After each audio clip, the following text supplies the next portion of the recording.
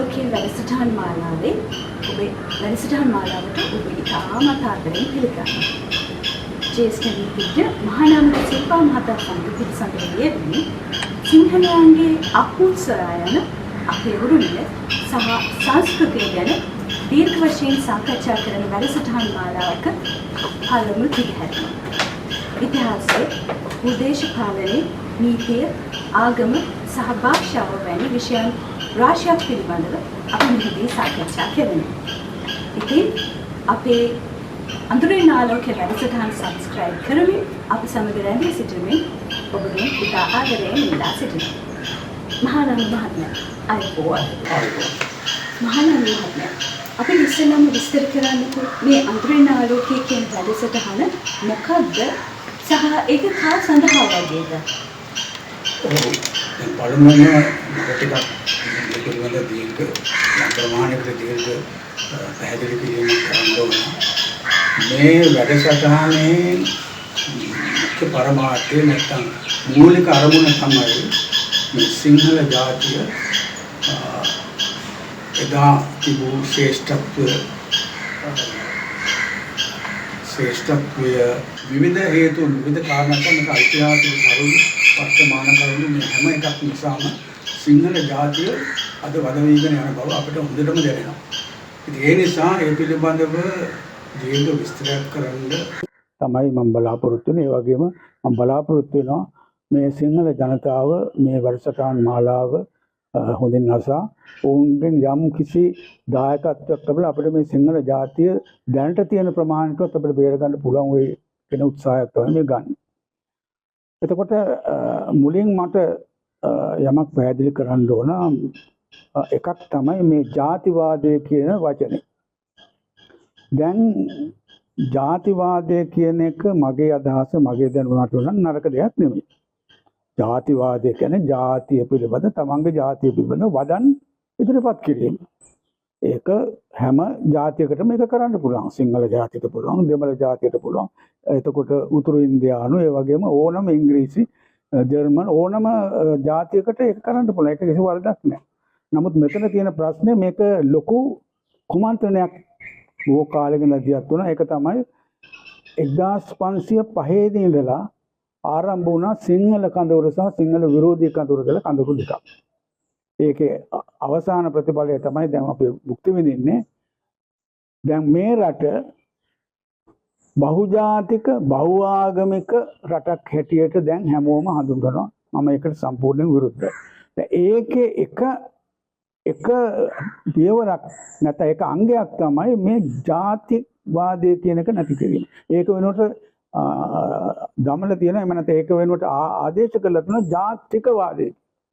එතකොට මේක බහුජාතික රටක්, බහුජාතික බහුආගමික රටක්. එතකොට ජාතිකවාදය ප්‍රමාණය කතා කරන්න පුළුවන්, ජාතිවාදයක් කතා කරන්න බෑ. ඊළඟට ඒකම මේ කරුණු අනුව අපිට සිද්ධ වෙනවා අද අපේ මුණපාලා තියෙන සිංහල ජාතිය මුණපාලා තියෙන මේ අභාග්‍ය සම්පන්න තත්ත්වය ගැන පැහැදිලි කිරීමක් කරන්න. හොඳයි. එතකොට ඔබතුමා මේ වැඩසටහනෙන් බලාපොරොත්තු වෙන්නේ මොකද්ද? දැන් ප්‍රේක්ෂකයෝ බලාපොරොත්තු වෙනවනේ මේක අහලා හරි ඔබතුමාගේ අදහස දැනගන්නවා වගේම ඔබතුමා මේකෙන් බලාපොරොත්තු වෙන්නේ මොකද්ද? ඔව්, බලාපොරොත්තු වෙන තමයි දැන් අපේ දේශ බස රැස රැක ගැනීම. ඒක දැන් හොඳටම පිරිහිලා. විවිධ අභියෝග තියෙනවා, තර්ජන තියෙනවා, මේකට විරුද්ධව කුමන්ත්‍රණ තියෙනවා. මේ ඔක්කොම මේ අද ලෝකයේ තුල යන මේ වාණිජත්වය එක්ක සම්බන්ධ වෙලා තියෙනවා. මේ සිංහල ජාතිය කියන එක වර්ධව වටහා ගන්න බෑ ඔලු ගෙඩි ටිකක් කියලා.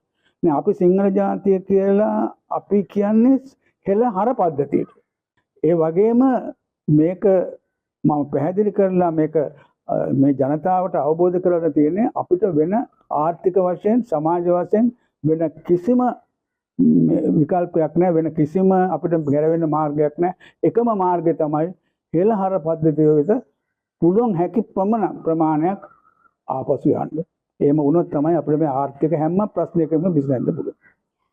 එතකොට ඔබතුමා හිතනවද මේක කොච්චර වැදගත්ද කියලා වර්තමානයේ මේ අඳුරින් ආලෝකයේ වැඩසටහන් මගින් ඔබතුමා කරන්න බලාපොරොත්තු වෙන දේ කොච්චර වැදගත් දෙයක්ද කියලා ඔබතුමා බලාපොරොත්තු වෙනවා? ඔව් මම ඉස්සෙල්ලා කිව්ව පරිදි මේකෙන් අපි බලාපොරොත්තු වෙන මේ දේශබස රැක ගැනීම සහ ඒක පෝෂණය කිරීම.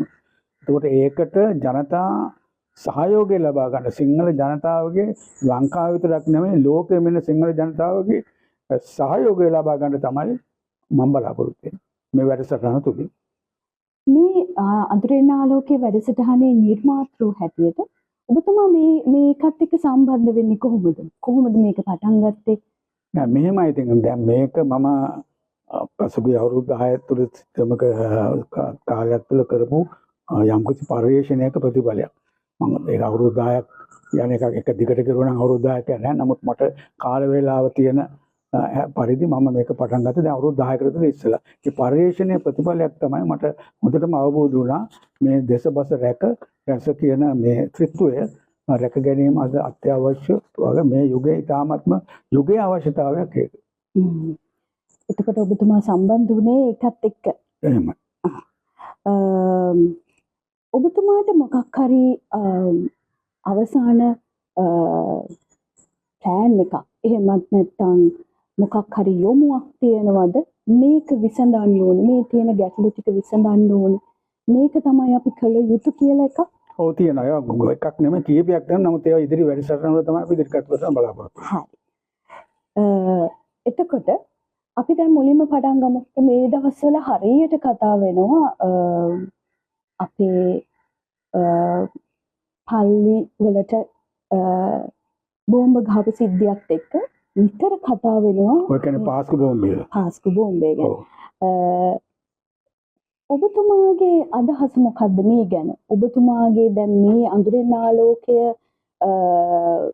concept එක එහෙම නැත්නම් මේ යොමුවත් එක්ක ඔබතුමා බලාපොරොත්තු වෙන්නේ මොකද්ද මේ පාස්කු ප්‍රහාරය සහ අපේ මේ ආගමික ගැටුම ඇතිවීම ඔබතුමා දකින්නේ කොහොමද? මේක කොතනින්ද පටන් ගත්තේ? ඔව් මේ මම අර ඉස්සෙල්ලා කිව්වා වගේම මම මේ පාස්කු ප්‍රහාරය පිළිබඳව විශේෂ වැඩසටහනක් ඉදිරියේදී කරනවා. නමුත් අදට මම කියන්නම් පාස්කු ප්‍රහාරයේ පාස්කු බෝම්බ ප්‍රහාරයේ ඉතිහාසය. දැන් මේකට ඉතිහාසයක් තියෙනවා. කවුරුත් දන්නේ නැහැ මේක. මේවා යටපත් කරලා තියෙන මේකට ඉතිහාසයක් තියෙනවා. ඒ ඉතිහාසයෙන් මම පටන් ගන්නවා. හරි. අපි චුට්ටක් අපේ ප්‍රේක්ෂකයන්ට ඉතිහාසය ගැන පොඩ්ඩක් කතා කරමු. මෙහෙමයි. මම හිතන විදිහට කවුරුත් ඒක දන්නේ. ඔව් මේ පාස්කු ප්‍රහාරය මේක පළවෙනි පාස්කු ප්‍රහාරය නෙමෙයි. මේක ඉස්සෙල්ලා පාස්කු ප්‍රහාර දෙකක් තිබුණා. ඒ දෙකෙන් පළවෙනිම තමයි 1870 පමණ සිදු වුණු ප්‍රථම පාස්කු ප්‍රහාරය. ඒ පාස්කු ප්‍රහාරය මේක හැබැයි මම නිකන් හිතලා කියලා මේ ගොතලා කියන එකක් නෙමෙයි. මේකට මම කියන්නේ මේ පොලිස් වාර්තා සහ තවත් ලේඛන වලින් ඔප්පු වෙන කරුණු ගැන තමයි මම මේ කියන්නේ. විස්තර මොකක් කරන් තියෙන්නේ එවකට හිටපු AC ඩෙප් නැමැති නියෝජ්‍ය ඉන්ස්පෙක්ටර් ජෙනරල්වරයා විසින් පොතක් ගහලා තියෙනවා History of the Ceylon Police Lanka පොලිසියේ ඉතිහාසය කියලා. ඒක දෙවනි වෙලුම ඒක දෙවනි වෙලුම 1866 ඉඳලා 1913 දක්වා කාලය තුල පොලිසියේ වැඩ කටයුතු පිළිබඳව තමයි මේක තියෙන්නේ. මේකේ තියෙනවා මේ පළවෙනි පාස්කු ප්‍රහාරය කියලා. මේක තමයි මේ පොත. දැන් කොටහේනේ තිබුණා පන්සලක්. ඒක අපි කවුරුත් දන්න මම හිතන්නේ අද පාසල් වල පවා ළමුන් අසා සිටින මිගෙට්ටුවත්තේ ගුණානන්ද කියන හිමි නම තමයි ඉතාමත්ම දක්ෂ පානදුරාවාදය සහ වාද පහක් කරපු බෞද්ධ ආගමට ඉතාමත්ම ලැබි බෞද්ධ ප්‍රබෝධය බෞද්ධයන්ගේ ආරක්ෂාව සඳහා ඉතා සටන් කරපු ඉතාමත්ම උසස් ගණයේ නායක හිමි තමයි. උන්වහන්සේගේ පන්සල තිබුණේ කොටහේනේ. ඒ පන්සල හදාගෙන යන අතර මේකේ බුදු පිළිම හැදුවා. ඒ බුදු පිළිම හදනකොට ඒකේ නේත්‍ර පින්කම කියන්න පින්කම් මාලාවක් මාස 3ක් පමණ කාලයක් එක දිගට මේ නේත්‍ර පින්කම් මාලාව පවත්වන්න සැලසුම් කරලා තිබුණා. එතකොට මේ මුලදිම තිබුණු මුල්ම කාලයේදී උන්වහන්සේට රජයෙන් දැනුම් දුන්නා ඒ කාලේක වලදාරින් ඒකට තිබුණු වසූරිය රෝගය නිසා ටිකක් කල් දාන්න කියලා ඇත්ත වශයෙන්ම මේකට ඉස්සනවල උන්වහන්සේ එක ටික කාලයක් කල් දැම්ම. නමුත් ඒ සංවිධාන වැඩ කටයුතු කරගෙන ගියා. එතකොට උන්වහන්සේට පොලිසියෙන් මේකට අවසර ලැබී තිබුණා. පෙරහැරවල් 4ක් එනවා. එකක් එනවා බොරැල්ලෙන්, අනිත් එක අවිස්සාවෙල්ල පැත්තෙන් දෙකක් එනවා කැලණි ගඟ හරහා. ඒ කියන්නේ කැලණි ගඟ හරහා, කැලණි ගඟේ ඒ කාලේ තිබුණේ නැහැ ඔය දැන් තියෙන පාලම්. එතන බෝට්ටු එකට බැඳලා එකෙන් තමයි ගොඩ වෙන්නේ. ඒත් ඒ වගේ පෙරහැරවල් 4ක් සංවිධානය කරලා තිබුණා. ඒ පෙරහැරවල් 4න් පළමුවෙන් බොරැල්ලෙන් පිට වුණා 1873 මාර්තු 25 වෙනිදා. එතකොට මේකට මේ බොරැල්ලෙන් මේක පටන් ගන්න ඉස්සරලා කටකතා පැවතුණා මේ ක්‍රිස්තු ධර්මයට නැත්නම් ක්‍රිස්තියානි ආගමට විරුද්ධව යම් යම් ප්‍රචාරක පුවරු එහෙම නැත්නම් පිළිරුවල් ගේනවා කියලා. නමුත් පොලිසියේ ජ්‍යෙෂ්ඨ පොලිස් නිලධාරීන් බොරැල්ලට ගිහිල්ලා ඒගොල්ලොත් කතෝලිකයි, ඒගොල්ලෝ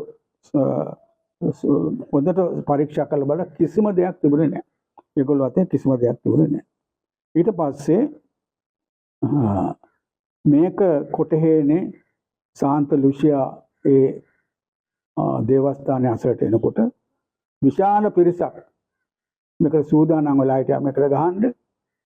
හැම පල්ලියකම සීරු නාදුනා. ඒක තමයි සිග්නල් එක නැත්නම් සංඥාව. ඔන්න වැඩේ පටන් ගන්න කියලා. එතකොට කුරුසේ නළලේ සහ පිටිපස්සේ කුරුසේ ඇඳගත්තා. ඒ කියන්නේ ඒගොල්ලන්ව හඳුනා ගන්න පුළුවන් වෙන්න විශාල පිරිසක් ඇවිල්ලා මේ පෙරහැරට ප්‍රහාරයක් කළා. ඒ ප්‍රහාරයෙන් කරත්ත 5ක ගෙනාව පූජා භාණ්ඩ, අටපිරිකර ආදී පූජා. ඒ කරත්ත 5ම ගිනි තියලා විනාශ කළා. ඒ කරත්ත 5ම හිටපු ගොන්නු මරා දැම්මා. එතකොට එක බෞද්ධයෙක් නයිද කියලා එක බෞද්ධයෙකුට මේ පහර දීම නිසා මරණයටපත් වුණා. මේ කෙටියෙන් මම කියන්නේ.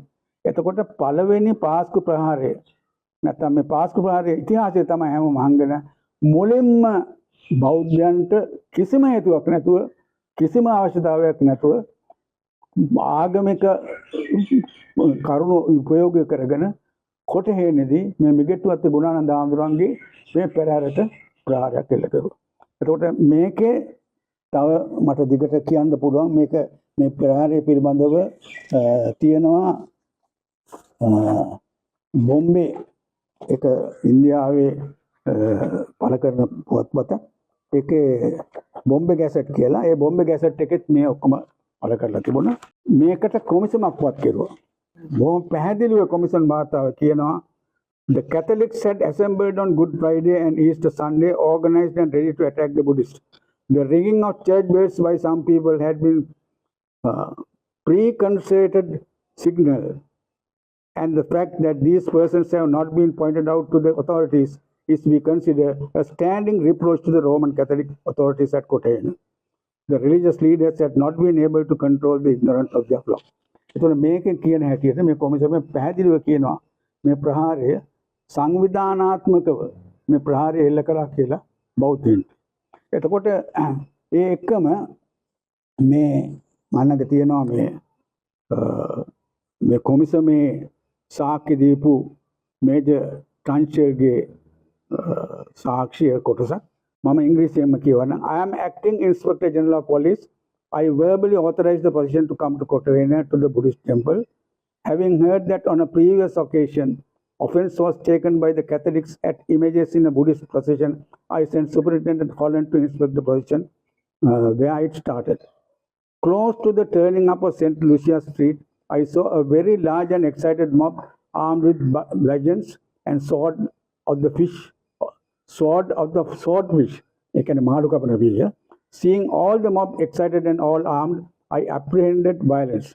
Most of the men in the crowd had a white cross painted on their forehead or waist. I believed them to be Roman Catholics.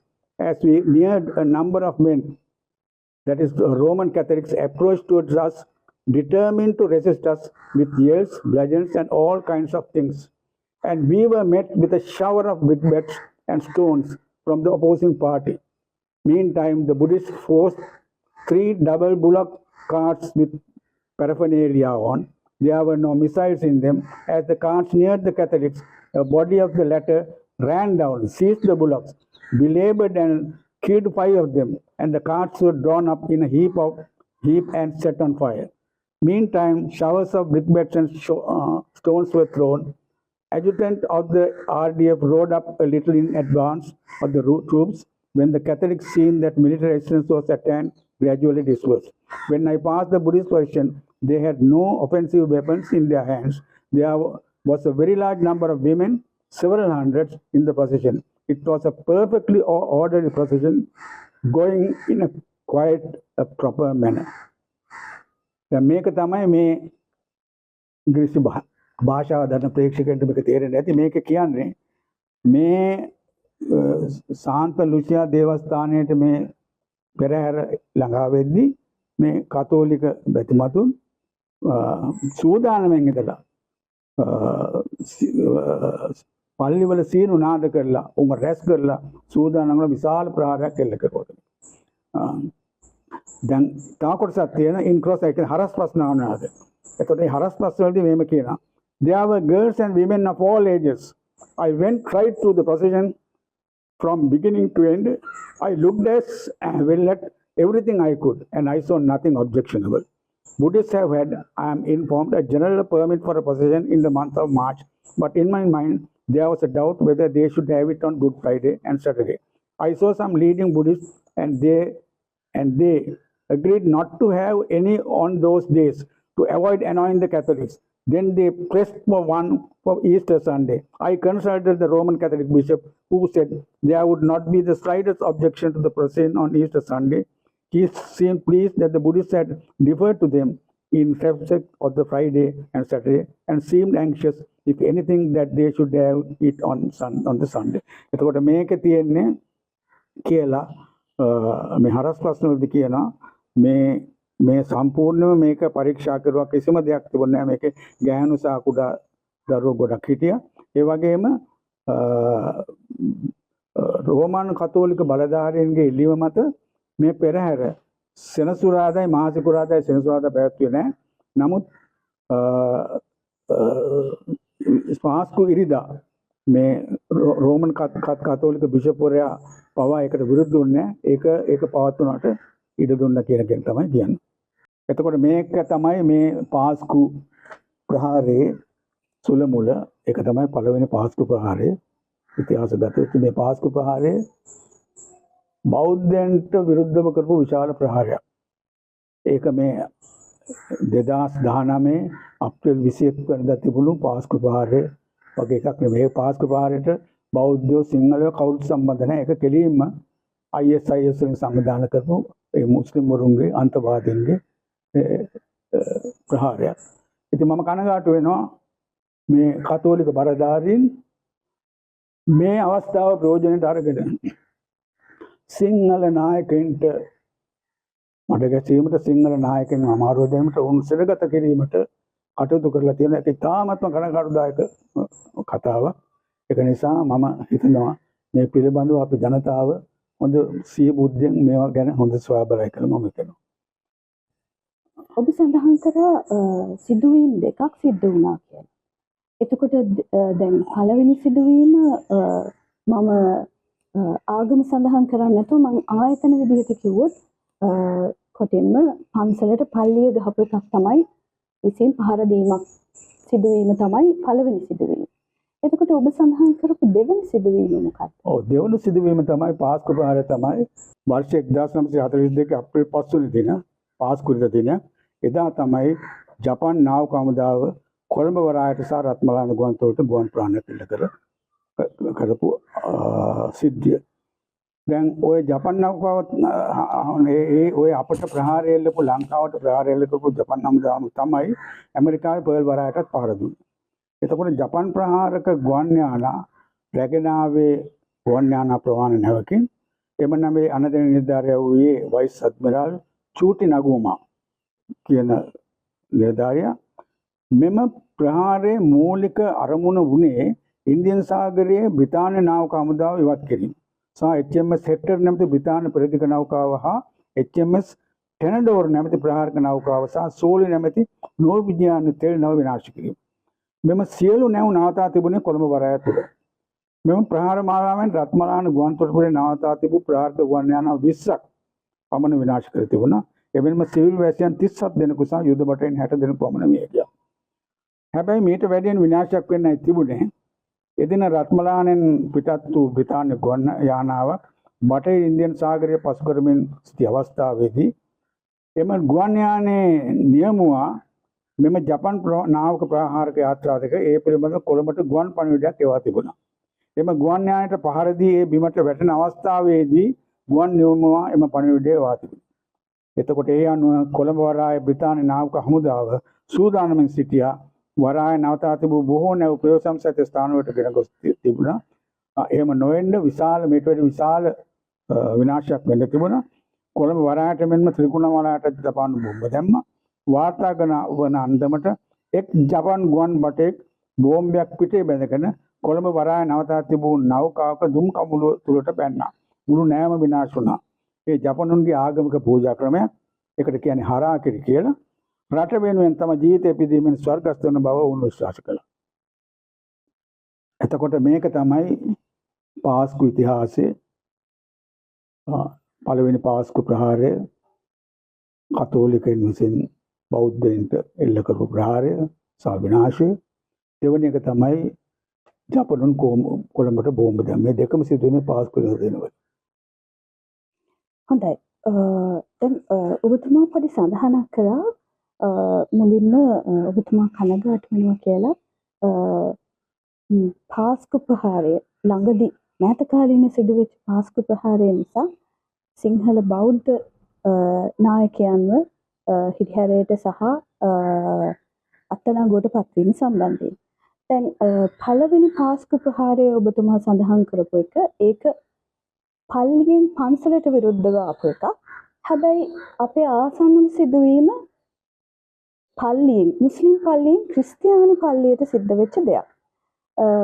දැන් ඔබතුමා මේක ගැන දරන අදහස මොකක්ද?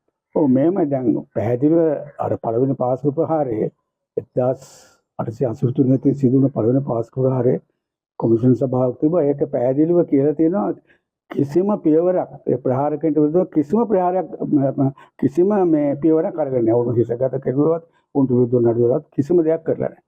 එතකොට මේ 2019 අප්‍රේල් 21 වෙනිදා වුණු ප්‍රහාරය ඇත්ත වශයෙන්ම ඒක දැන් මේ වෙන පරීක්ෂණ කරපු විදේශ රටවල් තියෙනවා. ඒ හැම රටකම කොයි රටකින්වත් කොයි පරීක්ෂණයකින්වත් හෙළිදරව් වෙලා නැහැ. මේක බෞද්ධයන් හෝ බෞද්ධ නායකයන් විසින් සැලසුම් කරපු ප්‍රහාරයක් කියලා. එතකොට මෙච්චර මේ தත්ත්වය මෙහෙම තියෙදි තවත් බලන්නේ බෞද්ධ නායකයන්ව මේකට කොටු කරලා මේ බෞද්ධ නායකත්වය දැන් LTT ප්‍රභාකරන්ගේ සැලැස්මත් ඒකනේ. එයාගේ සැලැස්ම තමයි හැකිතරම් සිංහල නායකයන්ව පුළුවන් තරම් විනාශ කරනවා. නායකව විනාශ කරපුවාම නායකත්වයක් නැහැ. එතකොට ඒගොල්ලන්ට ඕන හැටියට ප්‍රහාරයක් එල්ල කරන්න පුළුවන්. දැන් මෙතන සැලැස්මත් ඒකයි. පුළුවන් තරම් නායකයන්ට බෞද්ධ නායකයන්ව කොන් කරලා හිරගත කරලා ඔවුන් අඩපණ කරලා ඔවුන්ට කතා කරන්න බැරි වෙන සලස්සලා. එතකොට මේ සිංහල විරෝධී විශේෂයෙන් සිංහල විරෝධී වැඩසටහන බොහොම පහසුවෙන් කරන්න සැලැස්ම තමයි මේක තියෙන්නේ. එතකොට මේ අහඹ සිදුවීමක් වුණු මේ පාස්කු ප්‍රහාරය දැන් ඇත්ත වශයෙන්ම මේක ජාත්‍යයට විරුද්ධව ආයුධයක් කරගෙන තියෙනවා විවිධ කණ්ඩායම් බලවේග වලින් දේශීය සහ විදේශීය බලවේග වලින්. ඔබතුමා හිතනවාද ඒක අහම්බෙන් සිද්ධ වෙච්ච එකක් කිසිම පෙර අහම්බෙන් කියන්නේ අපි දැනුවත් අපිට අහම්බෙන් ඒක හැබැයි පෙර ඒගොල්ලෝ සැලසුම් කරලා තියෙනවා. ඒක කාලයක දැන් පරීක්ෂණෙන් හෙළි වෙනවනේ. ඒක අර සහරාන්න ඇතුළු පිරිස ඒගොල්ලෝ ඒක සැලසුම් කරුවා. එක දවසෙන් එක වාට හිතුන් දෙයක් කරුවා නෙමෙයි. ඒක මාස ගණනාවක් සමහරට අවුරුද්දක් විතර ඒගොල්ලෝ සැලසුම් කරුවා. ඒ ප්‍රහාරයක්. එතකොට තව මට විශේෂ කරුණක් කියන්න තියෙනවා. දැන් මේ ප්‍රහාරය කවුරුත් දන්නවා මේ කවුරුත් කතා කරනවා. නවසීලන්තයේ මුස්ලිම් පල්ලියකට විරුද්ධව මුස්ලිම් පල්ලියකට හිටපු මුස්ලිම් ජාතිකයන් භක්තිකයන් පිරිසක් විශාල පිරිසක් මරා දැම්මා. ඒ කවුරු හරි මේ නවසීලන්තයේ කතෝලික මේ මිනිස්සෙක් එක කෙරුවේ. යාගේ මොලේ හොඳ නැතුව ඇති. දැන් මේකට ප්‍රතිපහාරයක් දෙන්න තමයි ISIS එකෙන් සැලසුම් කරුවේ. මේකට ප්‍රතිපහාරයක් මම හිතන්නේ ISIS එක මේක ලේසියකට අමතක කරන්නේ නැහැ. ඒගොල්ලන්ට තියෙන පරිගැනීම කොහොම හරි ඒගොල්ලන්ගේ ඒ විනාශය. ඒකට මේගොල්ලෝ සැලසුම් කරකට මේගොල්ලෝ මුලින් අපි දැනගන්න ලැබුවේ හැටියට සැලසුම් කරු මේක ඉන්දියාවේ කරන්නේ. නමුත් ඉන්දියාවේ ආරක්ෂක කටයුතු ඉතාමත්ම ශක්තිමත්. ඒක නිසා ඒගොල්ලන්ට ඉන්දියාවේ මේක දියත් කරන්න බැරි වුණා.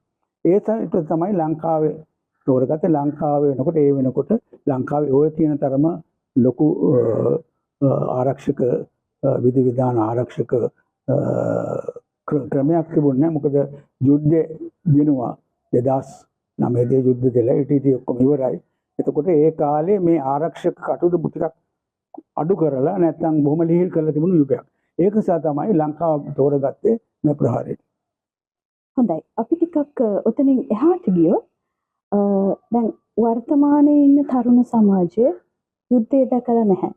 ඒකේ ප්‍රතිවිපාකවත් අත්විඳලා නැහැ. ඒකේ තිබුණු අපි විඳපු දුක් ගැහැට ඒගොල්ලෝ ඇත්තටම විඳලා නැහැ. ඇත්තටම දැන් මොනවා හරි කිව්වොත් යුද්ධෙ මෙහෙමයි තිබ්බේ කියලා ඒගොල්ලෝ පුදුම වෙන තත්ත්වයක ඉන්නේ. දැන් මේවා කාරණා එක්ක දැන් වර්තමානයේ සිද්ධ වෙච්ච මේ පාස්කු ප්‍රහාරයත් එක්ක ඔවුන් අත්දැකපු දේවල් ගැන සහ ඔවුන්ගෙන් එන ප්‍රතිචාර සම්බන්ධයෙන් ඔබතුමාගේ අදහස් මොකක්ද? ඔබතුමා සතුටු වෙනවද? ඒ ගැන මධ්‍යස්ථ පිළිවෙලක්ද? නෑ මම කොහොමවත් සතුටු වෙන්නේ නැහැ. මේකේ තියෙන ලොකු වෙනත් ප්‍රශ්නයක්. මේ අධ්‍යාපන ක්‍රමය අපේ අධ්‍යාපන ක්‍රමයේ ඉතිහාසය කියන එකට බොහොම අඩු තැනක් දීලා තියෙනවා. අපි කියන්නේ නෙමෙයි අධ්‍යාපනයේ මූලික අංගයක් වෙන්න ඕන ඉතිහාසය. තමුන්ගේ පවුලේ ඉතිහාසය දැනගන්න ඕන. තමුන්ගේ ගමේ ඉතිහාසය දැනගන්න ඕන. තමුන්ගේ රටේ ඉතිහාසය දැනගන්න ඕන. තමුන් ජීවත් වෙන ලෝක ඉතිහාසය. ඒක නිසා ඉතිහාසයට ප්‍රබල තැනක් දෙන්න ඕන අධ්‍යාපන ක්‍රමය. ඒක දීලා නැහැනේ. බොහොම කෙටියෙන් මේවා කළා. දැන් ඒක නිසා ළමයි මේ ශිෂ්‍යෝ පාසල් ශිෂ්‍යෝ මේ තරුණ පරම්පරාව පාසල් යන ශිෂ්‍ය ප්‍රජාව මේ ඉතිහාසය මුකුත් දන්නේ නැහැ. ඒගොල්ලෝ දැනගත යුතු දෙයක්. තමුන්ගේ පවුල ගැන දැනගන්න ඕන පවුල් ඉතිහාසය. එතකොට තමයි පවුලේ හිටපු හොඳ මිනිස්සු ගැන කියවෙනවා හොඳ පුතුන් මිත්‍ර ගැන කියන. එතකොට ඒගොල්ලන්ට ඉබේම එනවා මම වගේ පවුලක කෙනෙක්. ඒ වගේම ගමේ ඉතිහාසය. ඒලා රටේ ඉතිහාසය. මේ ඔක්කොම ඉතිහාසය උගන්වන්න ඕන කියන එක තමයි මගේ අදහස. මේ අධ්‍යාපන ක්‍රමයට මේක ගන්න. ඒක ගිය නැති නිසා තමයි අධ්‍යාපන අද ක්‍රමයේ මේ ඉතිහාසයට තනක් දීලා නැති නිසා තමයි මේක සම්පූර්ණයෙන්ම මේ අද මේ තත්ත්වයට වැටලා තියෙන්නේ. මම වගකීමෙන් කියනවා ඉතිහාසය දැන් මම කියවනේ සිංහල හෙදෙස බස රැසට විතර කුමන්ත්‍රණ ඒ කුමන්ත්‍රණයේ එක් කොටසක් තමයි මේ අධ්‍යාපන ක්‍රමය මේ ඉතිහාසය ඉවත් කිරීම. ඉතිහාසය මම කියන්නේ සම්පූර්ණ ඉතිහාසය තියෙනවා. මම බැලුවා ඔය විශේෂ නිර්දේශ මාලාවේ තියෙනවා. හැම පන්තිකම තියෙනවා. නමුත් ඒ උගන්වන්න ඕන ප්‍රොටෙක්ට් නෙමෙයි එහෙම්ෙන් අරගත්තු ඇහිඳගත්තු තෝරගත්තු ටිකක් තමයි ඒකට දාලා තියෙන්නේ. එහෙම හරියන්නේ අපේ නියම ඉතිහාසය අපි කියන්න ඕන. ඒතකොට එහෙම ඉතිහාසය කිව්වොත් ලංකාව ගැන හුඟක් දේවල් තියෙනවා කියන්නේ. බොහෝ දේවල් තියෙනවා කියන්නේ ලංකාව ගැන. ඒක අපි පස්සේ වැඩසටහනක ලංකාව ඉතිහාසය පිළිබඳ වෙනමම වැඩසටහනක අපි කියනවා ඉදිරිපත් කරනවා. ඒකෙන් පෙන්නනවා ලංකාව කියන්නේ ශ්‍රී ලංකාව කියන්නේ ශ්‍රේෂ්ඨ ඉතිහාසයක් ඇති ශ්‍රේෂ්ඨ ශිෂ්ටාචාරයක් තිබුණු ශ්‍රේෂ්ඨ ජාතියක් තිබුණු රටක් තමයි ශ්‍රී ලංකාව. ඒක තියෙනවා මම ඉදිරියේදී ඒ පිළිබඳ වෙනමම වැඩසටහනක් කරනවා. අපි ඊටම හොඳ තැනකින් තමයි කතාව ආරම්භ කරලා අවසන් කරේ. මම හිතනවා අපේ පළවෙනි පියවර මේ විදිහටම අවසන් කරනවා. හැබැයි අපි ඊළඟ සතියේ ඊ타ත්ම අලුත් සහ අඳුරෙන් ආලෝකයට යන හොඳ මාතෘකාවක් එක්ක නැවත හම්බ වෙනවා. මම ඉල්ලා සිටිනවා ඔබගෙන් නැවතත් අපිව subscribe කරන්න. අපි සමග රැඳී සිටින්න. නැවතත් ලබන සතියේ හම්බ වෙමු. ඔබට ස්තුතියි.